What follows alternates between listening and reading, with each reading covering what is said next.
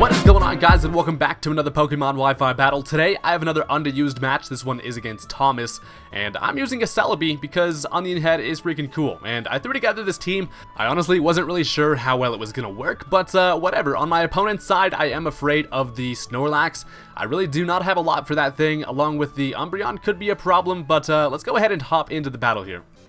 Alright, so I decided to lead off with Darmanitan just to get the quick U-turn, but unfortunately he actually leads off with his Kabutops, and I do not really want to take an Aqua Jet to the face this early on.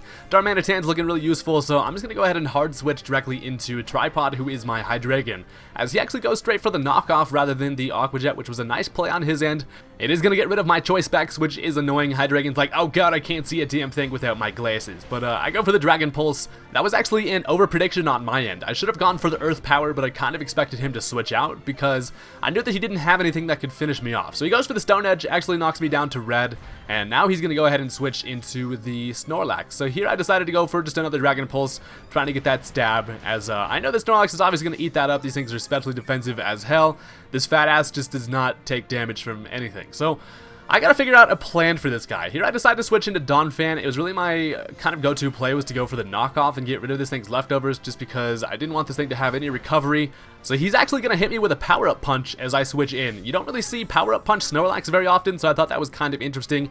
Obviously, I don't want this thing to get too many of those because it could be a problem considering it's gonna take me a couple hits to kill this thing, so I'm gonna have to probably let some things die. But I go for the knockoff here. It is gonna get rid of his leftovers and do a decent chunk of damage, so I'm pretty happy with that, as he's now gonna go for a body slam. I'm an impish Donphan, so I'm gonna be able to live that relatively nicely, but unfortunately he does get the paralysis, so that kind of sucks. I'm gonna be slower now, and it really kind of is a bummer because I wanted to get as much damage off on this thing with Donphan as possible.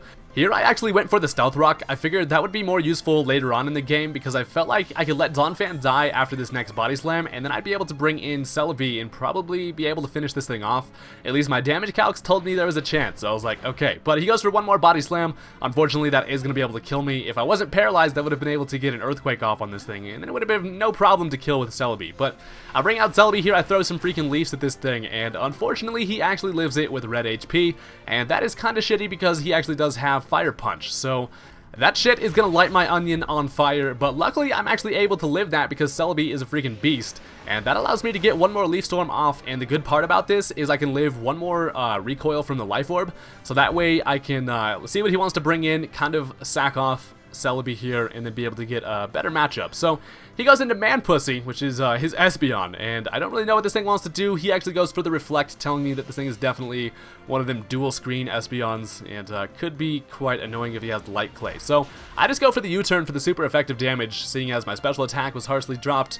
I'm gonna be able to get a decent amount of damage with that, and I'm gonna kill myself with my Life Orb. But, you know, luckily, Celebi, you kind of did something, at least for the first match I brought you in like a long-ass time. But, yeah, so now he's gonna set up his light screen, so he has the dual screens up at this time, and I decided to go into Snorlax. And I kind of just decided to do that because he doesn't have a whole lot for me, especially with Espeon here. So I go for the Body Slam. I'm able to get the Paralyze on him. So Snorlax is just paralyzing shit left and right in this battle, which is kind of cool. But the reason why I decided to just go ahead and attack the Espeon to kill it quickly was because I didn't want to stay in here and set up curses, knowing that he does still have a Hitmonlee in the back of his team. So Tubby does not want to take a high jump kick from a Hitmonlee. This freaking drumstick with legs comes out here, and I'm just going to go ahead and switch into Tripod. I decided to just sack off this thing. There was a chance he could miss the high jump kick, and I was like, hey, that'd be hilarious, but it doesn't happen. So Tripod goes down, but that's honestly fine by me because now I get a free switch into really like kind of the only thing that wants to deal with this Hitmonlee, which is Tits McGee, the Nidoqueen. Keep in mind, at this point, I honestly just did not know what item that Hitmonlee was carrying, so I kind of wanted to be safe. I could have used Darmanitan, but I felt like he would be useful later on in the game. So he brings in the Goodra on the incoming Sludge Wave, obviously to take that special attack really nicely. It does absolutely nothing, but I'm just going to go for an Ice Beam, and at this point, I honestly just really do not have anything else that wants to handle this Goodra. So I just let Nidoqueen take a Draco to the face. This thing is just dropping Dracos on me, which is fine because I know I can take at least one of them. So he's gonna harshly drop his special attack, which is fine by me. And here I actually misclicked. I meant to hit freaking Ice Beam again, but I Sludge Waved. I guess it doesn't really matter because the damage difference was really small. But he's then able to go for one more Draco, which is gonna take out my Nidoqueen. I did not want to switch anything out into a freaking Draco. Obviously, that's just a terrible idea.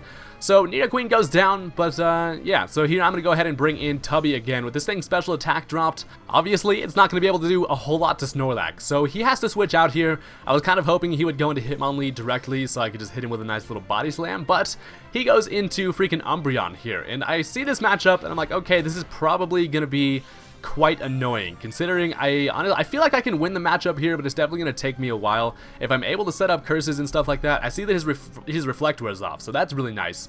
He actually missed the first Toxic there, which is kind of unfortunate, but shit happens. Toxic missing is really kind of annoying, but nothing really you can do. And at this point, Tubby got up a nice little free curse. I want at least 2 of them to be able to take a high jump kick from that Hitmonlee in case it's banded. I think I would need probably about 3 of them actually, but he goes for the Toxic again. I am a rest Snorlax, so I'm not really too worried about being poisoned.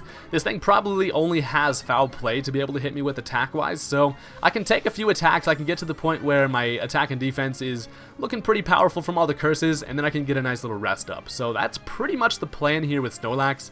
I wish I had Toxic to be able to get on that Umbreon, but yeah, so here he actually makes a pretty questionable play. He goes ahead and switches out into the Hitmonlee, and luckily, I decided to go for the Body Slam. I think this thing may have been choice banded, considering he brought that in. If I went for the curse, I think I would have died to a high jump kick. So luckily for me, I just went and hit Body Slam on that turn, but that is pretty damn amazing. So I don't have to worry about the Hitmonlee anymore, which is pretty damn amazing. Snorlax is looking ready to go. He's had his breakfast of like 900 pounds of berries, and let's do this. So he's going to bring back out the Umbreon, and he's just going to go for the foul play.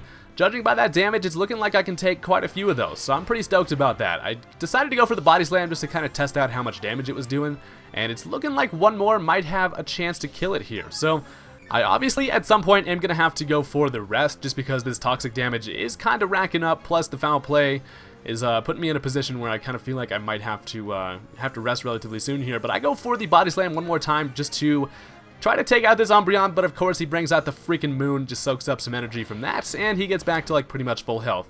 And Body Slam doesn't paralyze like this whole entire time, which is annoying. I got the Body Slam para on like the first one I went for, and then it just doesn't happen again. So now that I know he's just going to keep spamming Moonlights until my poison damage kind of racks up, I don't have to worry about him going for the foul play. So I expect him to Moonlight again, which he does. It's pretty much in his best interest to just keep going for the Moonlight until my Toxic kills me. So I'm just going to go for another Body Slam, and I'm definitely going to have to rest this next turn. So it knocks him down to yellow. He's going to get his leftovers. He's doing his freaking Umbreon thing. I love shiny Umbreon, though. It's hard to hate this thing, even though it just always just stalls me every damn time I play against it. But whatever. So after this poison damage, I'm looking like, okay, I'm pretty damn tired. I'm definitely going to go ahead and take a rest here. As he actually goes for the Moonlight, he doesn't want to waste his foul plays or something like that. He decided to play it safe there, which kind of, I don't know. If I was him, I probably would have just gone for the foul play to finish off the Snorlax. I wasn't really too worried about losing Snorlax, considering I could have just switched into Darmanitan, which can kind of handle this Umbreon. But I don't know. I'm just really stoked that Snorlax is nice and full health, looking well rested. And now it's pretty much just a race against sleep here. So he's going to go for a foul play. He's just going to keep firing these off until I wake up. But Snorlax is like, you know, I'm ready to just wake up and go on a nice fucking rampage. So yeah. I've got one more turn of sleep in me, so it's looking like he's just going to keep on firing off these foul plays. Snorlax does not give a shit. I'm sleeping through that. It barely even hurts me. And yeah, so there's that last turn of sleep. Still eating those leftovers. So that's actually pretty crucial because his foul plays is going to take him a lot to be able to take me out. So he goes for one more, and Tubby's like, okay, now it's time to wake up. So Body Slam comes out here, and honestly, I would really enjoy a Paralyze so I could outspeed it, but of course, I don't freaking get it. He gets his leftovers, and he's actually over half after that leftover recovery, and I'm like, holy hell. This is like the stalliest damn section of the match. I apologize, but yes, he goes for one more foul play. Tubby is able to live that with 30 HP, and one more Body Slam is going to be enough to take out the Umbreon. So that was quite annoying.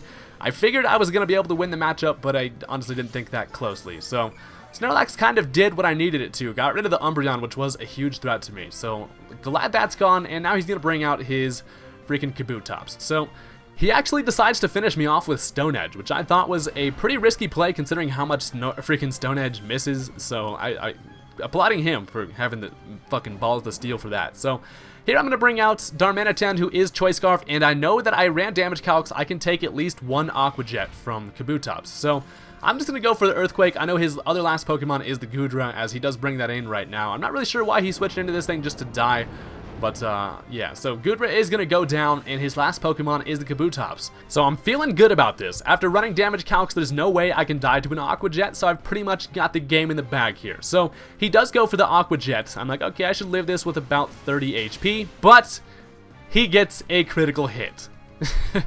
He told me after the match that him and his friend during the battle were like, okay, the only way we can win this is if we get a crit. And they totally called it because that's what happened. So that's kind of annoying, but honestly, that's the game we play. In Pokemon, sometimes you lose to some bullshit like that, so I can't really be all that mad. Plus, it was still a pretty interesting match. During the match, I was kind of like, okay, the only way he can win this is if he's choice banded with the Aqua Jet.